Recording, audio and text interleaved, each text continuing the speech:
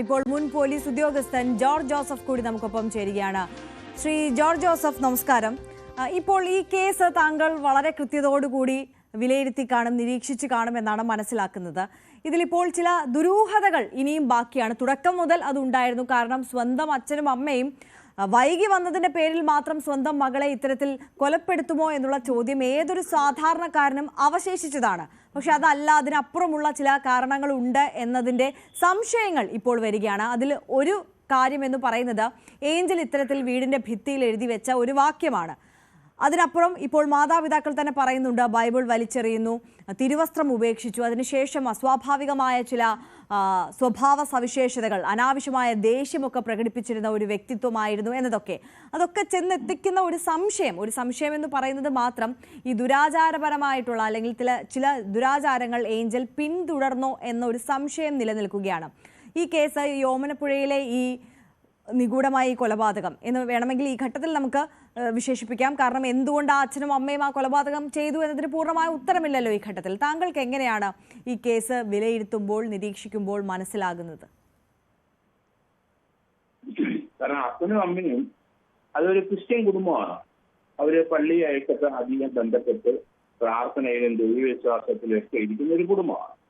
അങ്ങനെയാണ് ആ കുടുംബം വളർന്നു വന്നിരിക്കുന്നത്. ഒരു സാഹചര്യം അങ്ങനെയാണ്. അപ്പൊ ഒരു മകളെ സാധാരണഗതി അത്ര രീതിയിൽ അഗാധമായി പള്ളിയിൽ വിശ്വാസവും ദൈവവിശ്വാസവും ഉള്ളവരുടെ മക്കളെയൊക്കെ മാതാപിതാക്കള് അവര് കന്യാസ്ത്രീയാകാനൊക്കെ അയക്കാൻ പതിവാണ് ക്രിസ്ത്യൻ സമുദായത്തിൽ. കാരണം പള്ളിയോടും ദൈവത്തിനോടും അടുത്തിരിക്കുന്ന ആൾക്കാർ മക്കളെ ഒരു കന്യാസ്ത്രീയാകണം അല്ലെങ്കിൽ ഒരു അച്ഛനാകണം, അതൊക്കെ അവരുടെ ആ മനസ്സിലുണ്ടാകുന്ന കാര്യം. അങ്ങനെയാണ് ഈ കുട്ടിയെ അവര് കന്യാസ്ത്രീയാകാൻ അയച്ചത്. പക്ഷെ അവിടെ നിന്ന് അവർ ചാടി വന്നു. ആ വീട്ടിൽ വരുമ്പോൾ തീർച്ചയായിട്ടും അത് അവർക്ക് അവമാനകരമാണ്. മറ്റുള്ളവരുടെ മുമ്പിൽ നിൽക്കാൻ കഴിയില്ല. അപ്പനും അമ്മയ്ക്കും വീട്ടിലെ എല്ലാ അംഗങ്ങൾക്കും ഇവളോട് പൊതുവെ ഒരു വെറുപ്പുണ്ടാവും. മഠത്തിൽ നിന്ന് ചാടി വന്നതാണ്. അത് പള്ളിയിൽ പോകുമ്പോഴും തന്റെ ബന്ധുക്കളെ കാണുമ്പോഴും ഒക്കെ വളരെ മോശമായ രീതിയിൽ എല്ലാവരും പ്രതികരിക്കും. മഠം ചാടി വന്നവളാണ്. അങ്ങനെ ഒരു മാനസികമായ ഒരു പ്രശ്നം ആ പെൺകുട്ടിക്കുണ്ട്. അത് റിബലായിട്ട് മാറിയിട്ടുണ്ടെന്ന് എനിക്ക് തോന്നുന്നത്. കാരണം ആ വീട്ടിലെ എല്ലാവരോടും എതിർപ്പ് പ്രകടിപ്പിക്കുന്നു. പിന്നെ വീട്ടുകാർക്ക് ഈ കുട്ടിയോട് എതിർപ്പുണ്ട്. മടത്തിയിൽ ചാടി വന്നത് അവർക്കൊട്ടും സഹിക്കാൻ പറ്റുന്നില്ല. അത് രണ്ടാമത്, അവള് പറഞ്ഞാൽ അനുസരിക്കുന്നില്ല, വളരെ തർക്കത്തിലും പറയും വീട്ടില്. അങ്ങനെയല്ല, ഒരു മഠത്തിൽ പോയി പ്രത്യേകിച്ച് 4-5 മാസം മഠത്തിലൊക്കെ നിന്ന ആൾക്കാരാകുമ്പോൾ വളരെ പക്വതയും എളിമയും അതുപോലെ തന്നെ മറ്റുള്ളവർ സംസാരിക്കുമ്പോൾ ബഹുമാനത്തോടൊക്കെയാണ് സംസാരിക്കാറ്. മഠത്തിൽ നിന്ന് വന്നവർ പലരും അങ്ങനെയാണ്. അവരങ്ങനെയാണ് ട്രെയിൻ ചെയ്തിരിക്കുന്നത് മഠത്തില്.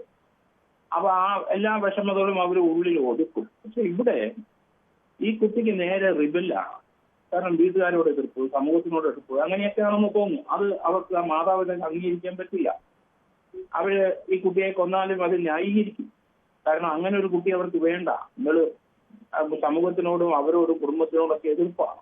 അതുകൊണ്ടാണ് അവർ അത് തന്നെയല്ല. രാത്രിയിലെ വീട്ടിൽ ഒരു പെൺകുട്ടി ഇതുപോലെ നമ്മള് കുടുംബഭദ്രതയൊക്കെ നോക്കുന്നവരും പള്ളിയിൽ പോകുന്നവരും അല്ലെങ്കിൽ അമ്പലത്തിൽ പോകുന്നവരും അല്ലെങ്കിൽ അതേപോലെ വിശ്വസിക്കുന്ന ആൾക്കാർ 6 മണിക്ക് ശേഷം പെൺകുട്ടികളെ ആരും കുടുംബിനിയാണെങ്കിലും വെളിയിൽ, നമ്മുടെ കേരളത്തിൽ വെളിയിൽ പോകുന്നത് വീട്ടുകാർക്കും നാട്ടുകാർക്കും എതിർപ്പാണ്. അങ്ങനെയാണ് കുടുംബാന്തരീക്ഷം. ഈ കുട്ടി അത് വകവെക്കാതെ വീട്ടിൽ നിന്ന് രാത്രി 8-8:30 ശേഷം ആ ബൈക്കും 2 വീലറിൽ പോയി അവർക്ക് തോന്നുന്ന പോലെ വരുന്നെന്ന് പറയുമ്പം അത് വീട്ടുകാർ അത് അബദ്ധസഞ്ചാരമാണ് എന്നായിരിക്കും അവർ വിചാരിക്കുന്നത്. എന്തിനാ പോകുന്നത് നമുക്ക് ഇതുവരെ വ്യക്തതയില്ല. എവിടേക്കാണ് പോയതെന്നും അറിയത്തില്ല.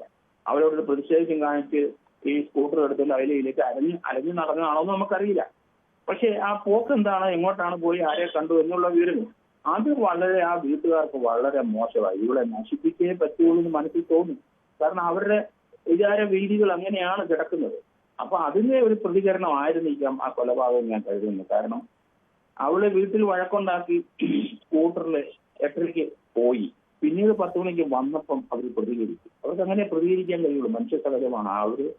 അവരുടെ ഇവളുടെ ധാർമ്മികത വിട്ട് അല്ലെങ്കിൽ ഒരു അബദ്ധസഞ്ചാരിണിയാണ് എന്നവർക്ക് അതിനെല്ലാം പല അയലോക്കംകാരും ബന്ധുക്കളും ഇവള് രാത്രി സഞ്ചരിക്കുന്നു എന്നൊക്കെ പറയുമ്പോൾ കുടുംബത്തിന് അത് സഹിക്കാൻ കഴിയില്ല. അങ്ങനെ ഇവളോട് വൈരാഗ്യത്തിൽ ഇരുന്ന സമയത്ത് അപ്പം അവര് വെളിയിൽ പോയി തിരിച്ച് രാത്രി 10 മണിപ്പം പ്രതികരിച്ച് അവളുമായിട്ട് വഴക്കുണ്ടാക്കി അവളെ കരുത്തെ പിടിച്ച് ഞെക്കി. അങ്ങനെ അതവര് പ്രതീക്ഷിച്ചുണ്ടാവുമെന്ന് എനിക്ക് തോന്നുന്നില്ല. കൊല്ലാനുള്ള ഒരു ഇന്റൻഷൻ അതിനകത്ത് കാണാൻ കുറവാണ്. അപ്പൊ ആ കഴുത്തെ പിടിച്ച് അമ്മയും അപ്പനും എല്ലാവരും കൂടി ഇവളോട് പ്രതികരിച്ചപ്പോൾ അവളങ്ങ് മരിച്ചുപോയി. അല്ല, ഇതിലൊരു വിഷയമുള്ളത് ശ്രീ ജോർജ് ജോസഫ്, അതായത് അത്തരത്തിൽ പ്രകോപനപരമായ ഒരു സാഹചര്യത്തിൽ കഴുത്തിൽ പിടിച്ച് ഞെരിച്ചു, അതിനുശേഷം ബോധരഹിതയായതിനു ശേഷം തോർത്തുപയോഗിച്ച് വരിഞ്ഞു മുറുക്കി കൊലപ്പെടുത്തുകയാണ് ചെയ്തത്. അതിൽ അച്ഛനും അമ്മയും ഒരേപോലെ ആ പ്രവൃത്തിയിൽ ഇൻവോൾവ്ഡ് ആണ് എന്നതാണ് അതിലെ ഏറെ ആശ്ചര്യപ്പെടുത്തിയ ഘടകവും. അച്ഛനും അമ്മയും ഒരേപോലെ സ്വന്തം മകളെ ഒരു ഘട്ടത്തിൽ കൊലപ്പെടുത്തണമെന്ന് ചിന്തിക്കുമോ എന്നാണ് കേരളം അപ്പോൾ ആലോചിച്ചു പോയത്. ഇല്ല, അത് ആ കുടുംബാന്തരത്തിലുള്ള എല്ലാ അംഗങ്ങളും കുട്ടികളായാലും എല്ലാവരും ശരി ഇവളോട് ഈ രീതിയിലേ പ്രതികരിക്കുകയുള്ളൂ. അതിന്റെ മാനസിക അവസ്ഥ അങ്ങനെയാണ് കുടുംബാംഗങ്ങളുടെ. കാരണം പള്ളിയും പെട്ടക്കാരോടൊക്കെ ചെയ്തോ ഒത്തിരി നിന്ന് അങ്ങനെ സമൂഹത്തിൽ ജീവിക്കുന്ന ഒരു കുടുംബത്തിന് അതിന് നേരെ ഓപ്പോസിറ്റ് ആ വീട്ടിലെ തന്നെ ഒരു അംഗം, പ്രത്യേകിച്ച് മറത്തിപ്പോയതാണെന്ന് വിചാരിച്ചത്, കന്യാസ്ത്രീയായ കുട്ടിയാണ്. അപ്പൊ അതൊന്നും അവർക്ക് സഹിക്കാൻ പറ്റില്ല, ചിലപ്പോൾ കൊല്ലും, അവരെ മനസ്സിലായിരിക്കും. പക്ഷെ ആ പ്രതികരണം അതിശക്തമാണ്. അത് തന്നെയല്ല, കഴിഞ്ഞാൽ ചിലപ്പോൾ തോർത്തിട്ട് പിടിക്കും. നമുക്കറിയാം കുട്ടികളൊക്കെ കഴിഞ്ഞാൽ തോർത്തിട്ട് ഇങ്ങോട്ട് വലിക്കുന്ന കാണാം. അവിടെ ഒരിക്കലും നമ്മളൊരു മരണം പ്രതീക്ഷിക്കുന്നില്ല. പക്ഷെ അത് യുഗുലാർ വെയിൻ, ആ കഴുത്തിന്റെ ഇരുവശത്തുള്ള വെയിനില് നമ്മളൊന്ന് പ്രസ് ചെയ്താലും മതി, ആള് അൺകോൺഷ്യസ് ആയി വരുമ്പോൾ മരണമായിരുന്നു. ബ്ലഡ് സർക്കുലേഷൻ ആ ബ്രെയിനിലോട്ട് തലയിലോട്ട് ഒരു 2, 3, 4, 5, 10 സെക്കൻഡ് പോയി കഴിഞ്ഞാൽ നമ്മൾ അൺകോൺഷ്യസ് ആയി. അപ്പൊ ആ കഴുത്തിൽ മുറുക്കി കൊല്ലണമെന്നില്ല, ഒരു ചെറിയ മുറുക്കി ചിലപ്പോൾ മരിച്ചു വരുന്നത്. അതെല്ലാവരും പഠിക്കേണ്ടതാണ്. കാരണം കൊച്ചുകുട്ടികളെയൊക്കെ പണ്ടൊക്കെ ഈ കുളിപ്പിക്കുന്ന സമയത്ത് അമ്മമാര് കഴുത്തിന്റെ അവിടെയൊക്കെ നന്നായിട്ട് കറങ്ങി, അല്ലെങ്കിൽ ആ സമയത്ത് കുട്ടികൾ മരിച്ചിട്ടുണ്ട്. കഴുത്തിന്റെ പ്രത്യേകത അതാണ്, അവിടുത്തെ രണ്ട് വെയിൽ മുകളിലോട്ട് പോകുന്ന അത് പ്രസ് ചെയ്ത് കഴിഞ്ഞാൽ ആൾക്കാർ മരിക്കും. നമ്മുടെ ആത്മഹത്യ ചെയ്യുമ്പോൾ കാണാൻ പോലെ എന്ന് പറഞ്ഞ പോലെ അവർക്ക് ആ ഇന്റൻഷൻ ഉണ്ടാകാനുള്ള സാധ്യത. പക്ഷേ ഒരു വൈരാഗ്യത്തിൽ കഴുത്തൊന്ന് മുറുക്കി മരിച്ചുപോയി കഴിഞ്ഞാൽ സബ്സിക്വന്റ് അവരുടെ കോണ്ടാക്ട് നോക്കിക്കോണം. അതൊരു നാച്ചുറൽ ഡെത്താണെന്ന് ധരിപ്പിക്കാൻ വേണ്ടി കൊച്ചിലെ മക്കളെ കൊണ്ടുപോയി പറ്റിപ്പോയി അവരവിടെ കട്ടിലെ കൊണ്ട് കിടത്തി. അന്നേരം അവരെ ആ കുട്ടിയുടെ അങ്കിളിനെ വിളിച്ചു വരുത്തിയിട്ട് പിന്നെ ഇതിൽ നിന്ന് രക്ഷപ്പെടാനുള്ള മാർഗമാണ് അവർ നോക്കിയത്. അതാണ് രണ്ടാമത്തെ സെക്കൻഡ് എപ്പിസോഡ്. അങ്ങനെയാണ് കട്ടിലെ കിടത്തിയിട്ട് രാവിലെ ഇറങ്ങി ആൾക്കാരുടെ നേരം വിളിച്ചു കഴിഞ്ഞപ്പം അമ്മയപ്പനും ഇരുന്ന് നിലവിളിച്ചപ്പോൾ അതിലൊക്കെ തന്നെ ഓടി വന്നു. അപ്പൊ കഴുത്തില് അവർക്ക് അന്നേരം തോന്നിയില്ല, ആശുപത്രി കൊണ്ടുപോകാൻ നോക്കി. അപ്പോ ഹോസ്പിറ്റലിൽ അവർക്ക് സംശയം വന്നു കഴുത്തിലുള്ള കണ്ടീഷൻ.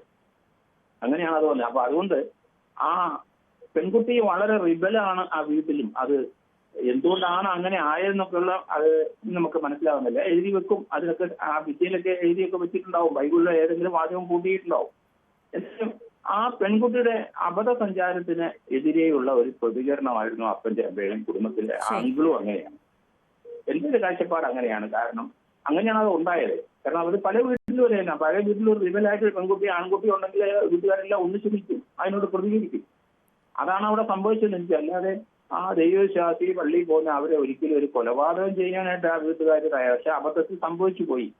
അത് തന്നെ അയാള് ആ അയൽവക്കംകാരെയും ബന്ധുക്കളെല്ലാം പോലീസ് നന്നായിട്ട് ചോദ്യം ചെയ്യുന്നപ്പോൾ അയാൾ ഉടൻ തന്നെ പറഞ്ഞു, എനിക്ക് പറ്റിയൊരു അബദ്ധമാണ്, ഞാനാണ് കൊന്നത് എന്നങ്ങ് ഏറ്റു പറയുകയാണ്. കാരണം അതുപോലെ അത്ര ആ ജോസ്മോനെ ആളെ നാട്ടുകാർക്ക് എല്ലാവർക്കും അറിയാം, വളരെ ഹമ്പിള് സിമ്പിള് വിനയത്തോട് സംസാരിക്കുന്ന ഒരു വ്യക്തിയാണ്. അയാളുടെ കയ്യിൽ നിന്ന് ഇത് ഉണ്ടായെന്നും ആരും വിശ്വസിക്കുന്നില്ല. പക്ഷെ ആ ഒരു സാഹചര്യത്തിൽ അപമാനം ആൾക്കാരെല്ലാവരും പറയാൻ തുടങ്ങി. ഇവിടെ രാത്രി 2 വീലറിൽ കറങ്ങുന്നുണ്ടല്ലോ എന്ന് പറയുമ്പോൾ അത് മാതാപിതാക്കൾ പ്രത്യേകിച്ച് പള്ളിയിലുമൊക്കെ പോയി അങ്ങനെയുള്ള ഒരു കുടുംബത്തിന് അത് സഹിക്കാൻ പറ്റില്ല. അത് അഭിമാനം ക്ഷതം അവർക്കുണ്ടായി. അതിന്റെ ഒരു പ്രതികരണമായിട്ട് എനിക്ക് തോന്നി. കൊല്ലണമെന്ന് ഉദ്ദേശിച്ച് നമ്മൾ കഴുത്ത് പിടിച്ച് ഞെക്കിയിട്ടുണ്ടാവും, അല്ലെങ്കിൽ അവരെ തോർത്തിട്ട് പിടിച്ചിട്ടുണ്ടാവും അരിശത്തിന് ദേഷ്യത്തിന്. മരണം എന്തായാലും സംഭവിച്ചിരിക്കുന്നു, അതൊരു മർഡറായിട്ട് തന്നെ വരികയുള്ളൂ. അതിനോട് അയാൾ പ്രതികരിച്ച് അതിൽ നിന്ന് രക്ഷപ്പെടാൻ ഒരു മാർഗം നോക്കി, അബദ്ധത്തിൽ പറ്റിപ്പോയി രക്ഷപ്പെടാൻ മാർഗം നോക്കി. ഇതായിട്ടാണ് എൻ്റെ ഒരു കാഴ്ചപ്പാട്. ഓക്കെ, വളരെ നന്ദി ശ്രീ ജോർജ് ജോസഫ് ഈ ഘട്ടത്തിൽ ഞങ്ങളോട് പ്രതികരിച്ചതിന്. ശരണ്യ